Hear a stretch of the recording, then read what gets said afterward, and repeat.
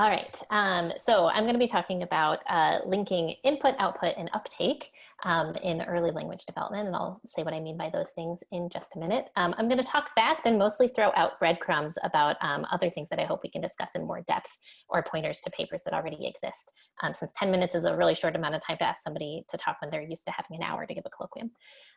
Okay, so the game plan for me in the next 9 minutes and 40 seconds is to speak to two of the questions that Gary set out. One of which was, how much work is cognitive development doing in children's language? And to answer that, I'm actually going to answer a different question, which is what underlies the nonlinear boost in word comprehension that we find in infants, which I'll tell you more about in a minute. The second question I'm going to address is the individual differences question. So are there meaningful individual differences in the way people use language for things like learning and thinking? And as a spoiler, I'm going to say yes, I think there are. But the way I'll be asking that is by looking at meaningfully structured variance and seeing how that accounts for the link between the input that babies are getting and the early language production or output that they're creating. All right, so let's dig into that first question, looking at how much work cognitive development might be doing in language by looking at early word comprehension. So in my lab, we use a lot of methods, but often we use something like this, where babies sit in parents' laps, they see a couple pictures on the screen, and mom or somebody will say something like, where's the apple? And then you see, do they look at the apple? And over kids, over trials, over studies, you get a sense of when babies are starting to understand certain kinds of words. So here is a graph with 6 different data sets of eye tracking data. And this is all in a recent perspectives piece I have in child development, child development perspectives, if you want to read more. But the upshot is that across 6 different data sets with pretty different types of stimuli, and some of them are within participants and some of them are across participants, we see this boost at around 12 to 14 months and the degree to which children evince knowledge or show comprehension of the words that we're testing them on. And one question naturally from that is, why might that be the case? Why wouldn't you just have a linear improvement as language is accumulating in your little head? Why is there this sort of qualitative nonlinearity across lots of studies? As one of those breadcrumbs, parents think that the improvement is linear, and you should ask me about that if that's something you care about. Okay, so why might we see this nonlinearity? So all those, oh, I didn't even tell you what the dots were in these graphs. Sorry about that. So each dot is a baby. The x-axis is age. The y-axis is how much more they understand words on average in our different outcome measures. So there's this boost where they understand them better. Okay, so why is there this boost? So all those dots on the previous graph, all those hundreds of babies are showing us the outcome of some type of learning process. And to get some insight into how that is coming to be, we might want to look at the input to that learning process, seeing if perhaps the input changes in a way that accounts for that boost. So maybe parents talk more, or they use those specific words that kids are understanding more, or they use different types of sentences that might be easier to segment or learn from. So to look at this, you have to record a bunch of kids' lives. And that is exactly what we did. So in one data set in my lab, we collected a data set called Seedlings, where we had about 4 dozen babies from the time they were 6 months old to 18 months old. And every month we'd collect a day-long recording of what their life is like. Every month we'd collect an hour-long video by putting little cameras on their heads to see what their life looks like.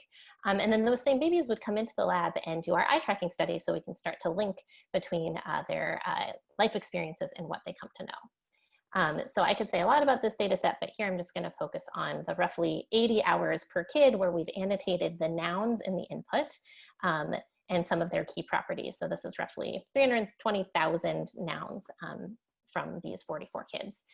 Though I will flag that this is sort of your typical boutique sample, not your representative of the US or life on this planet sample. Okay, so what do we find when we look at the input to babies from roughly 6 to 18 months? Well, we see that the types and tokens that they're hearing and the referential transparency where they hear words, so whether the word is actually there when it's being talked about to be learned from, and the types of utterances that they hear words in, a bunch of different properties like these 4 are actually extremely stable over 6 to 17 months. So in a picture that looks like this. So here we have a number of tokens, number of types, object presence, which is this referential transparency variable, and the distribution of different types of utterances that the same babies are hearing month to month in our video recordings. And what you can see is that there is no evidence of any kind of boost around 12 to 14 months across these properties of the input. And we picked these properties because they are claimed to be quite relevant for learning, and they certainly are, but they aren't what is going to explain the nonlinear improvement in comprehension that we find. So the input changing doesn't seem to be what's driving improved learning. Rather, the input looks pretty stable while learning is improving. Okay, so we have a changing child and a stable world. How does that work? So there aren't these big shifts in the input over time. So what seems to be changing is the child. So now that's easy to say and hard to quantify, right? So there's a couple different ways that the learning instance, or rather the child, can change. You can have some sort of simple accumulator model where you're just getting data ticking into your counter, and somehow at around 12 to 14 months, a bunch of words hit their peak, and now you understand them better. I don't think that's the right kind of model for various reasons that I'm happy to talk more about. But rather, I think that the kid is becoming a better learner. So what might that mean? And this goes back to Gary's question of how might cognition be relevant for learning language? So I think there's a bunch of candidate skills that I'm just going to list up here and not even go into in that much depth. But there's a variety of linguistic skills that might be particularly helpful for doing things like understanding what words mean. But there's also much more basic cognitive and social skills like understanding other people's intentions, having better object permanence, and things like that. And I think one big gap in the literature so far is that we haven't actually considered these kinds of skills in concert. And so one thing that we need to do is, for instance, for the linguistic skills, we need to think about how predictive listening might work. Is it going to help you to have other linguistic skills when you're learning words? For the cognitive and social skills, we need to be doing more dual task type of studies where we ask the same baby to do an object permanence task and a theory of mind task and a word comprehension task to start to pull apart how these things are linked together. A totally different direction that we're starting to look at this from is looking at babies who have a very different kind of input, so babies who are blind or deaf and hard of hearing, which is another way to get leverage on this question. Okay, so basically I think breaking down this notion that language development is monolithic is going to be key to making progress. All right, so then turning to the second question, the individual differences question. Here are 4 pictures of day in the life of different kids in different places around the world. So this is sort of the opposite of the boutique sample I was telling you we study in my lab. And what you can see just from these snapshots is that children's language environments vary. And in a big project that I am doing with Alex Christia and some colleagues, about a dozen other colleagues in a paper that we're hopefully submitting today, is looking at day-long recordings from a bunch of different home environments. Looking at over 2,500 day-long recordings from 1,000 children from 6 continents to try to answer the question about how structured variability might be within the language environment. So we're trying to answer a pretty simple question: what predicts 0 to 4-year-olds' linguistic productions? So when you're a 2-month-old, that might mean, are you starting non-canonical babbles? When you're a 4-year-old, that might mean, what kind of sentences are you making? But across that age range, what's going to predict them? And what we find in this relatively massive for us data set is that being older means more linguistic productions. Good, that's a good sanity check. Having non-normative development, so being extremely premature, having hearing loss, having genetic disorders that are relevant for language, means that you have less linguistic production. But critically, how much talk you hear from adults also predicts quite strongly your linguistic production. And it does so to about the same degree as non-normative development, if you look at the effect sizes. Here's some things that don't predict linguistic productions: socioeconomic status, gender, or whether you're mono or multilingual. And that's interesting because there's been a lot of claims that those things do matter. So the upshot is that these kinds of individual or group level differences aren't just sub-threshold noise. They're actually quite a fundamental part of variability in early language development.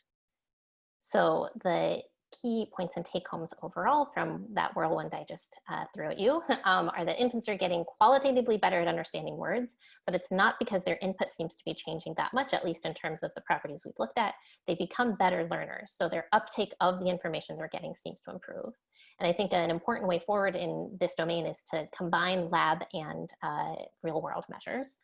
So I do think that cognitive development does a lot of work in children's language, and we need to stay tuned to figure out exactly how those links are made.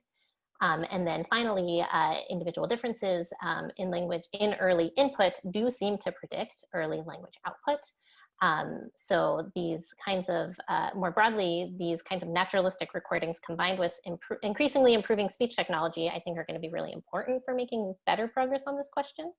But in short, at this point, I think that yes, there certainly are meaningful individual differences in language learning. That's all I have for you. Here's some thanks to all the people and funders, and I'm happy to take any quick questions. I, of course, have a question, but I should let somebody else go first. Can I ask a question? Please. So first of all, the first part I think is awesome, the constant thing. And I think it's also interesting that sort of parents don't seem to increase the input after the 14 months, right? There's like no feedback of, oh, the kid is better, we produce more. But I want to ask a question about the second part. This is maybe me being confused. I don't know if it's from your lab or not, but there's recently a paper showing that the amount of child-directed speech actually doesn't matter in terms of how, kids link productions and how early they start. But you say that your data is different, right? So that the amount of child-directed speech, you're saying a paper says it does not matter? Right. I think they looked at it across cultures, and cultures where there's much less child-directed speech, kids don't start speaking later or something like that. Right. So yeah, we do have a recent, actually currently soon to come out meta-analysis looking directly at not directly at child-directed speech. It's actually looking at socioeconomic status. But a side point of that paper is that if you look at all of the language directed to children, rather than just child-directed language, you don't see any differences, for instance, by SES. But if you look at just child-directed speech, you see a big difference by SES. That's not directly answering your question, though. You're asking about how useful is child-directed speech. There, I think so one big problem in all of this is a granularity question. So when we talk about the input, we're looking at the number of types of nouns that they heard and whether they understood those nouns better. That's a different granularity than does more child-directed speech help or not, which I think isn't going to be a yes or no question. It's going to really depend on how you operationalize those variables.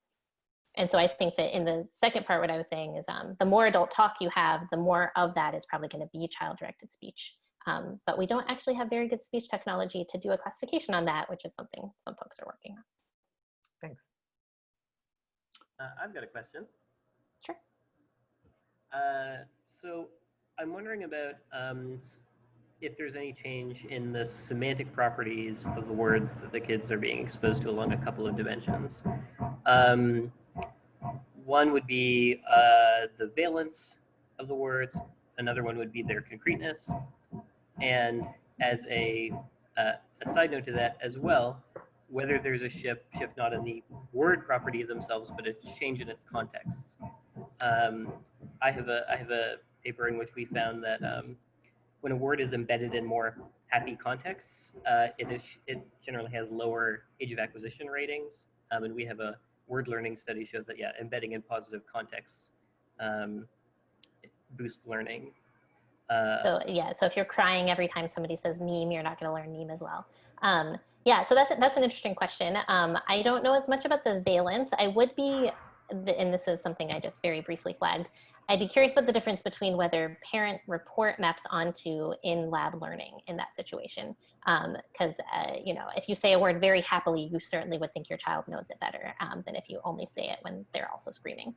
So I'd be curious to hear about the experimental evidence we have. In terms of concreteness, then yes, absolutely. So that's been a longstanding finding in the literature, and something we find also is that the very first words that babies begin to understand at around 6 months are going to be things like foods and body parts that are super consistent in their environment, super concrete, super stable in the way they appear, both linguistically and visually.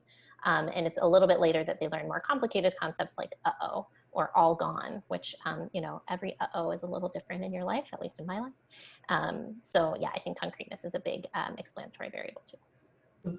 The question, do you think that some of what's going on is the kind of thing, let's say Linda Smith talks about, sort of catching on to how I'll call it, for want of a better word, the tricks of how you penetrate word meaning. So the shape bias would be one example, and I'm sure there are others that are more subtle, but how much do you think is sort of they're gradually, or let's say suddenly increasing knowledge of how it works?